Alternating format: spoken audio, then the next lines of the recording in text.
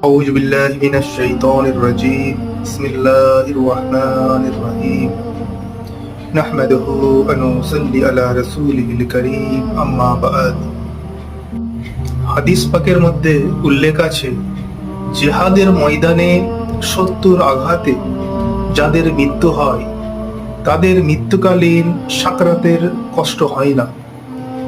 এছাড়া স্বাভাবিক অস্বাভাবিক যে কোনো ভাবে যদি মৃত্যু হয় সে মৃত্যুর সময় একই রকম কষ্ট হয়ে থাকে। কারণ আল্লাহর নবী আল্লাহর হাবিব বলেছেন, ইন্না লিল মাউতি লা সাকারা, নিশ্চয়ই মৃত্যুর মধ্যে কষ্ট আছে। অবশ্য আল্লাহর প্রিয় বান্দাদের ব্যাপার আলাদা, তাদের মৃত্যু হয় ঘুমিয়ে পড়া অতি স্বাভাবিক এবং আনন্দদায়ক ভাবে।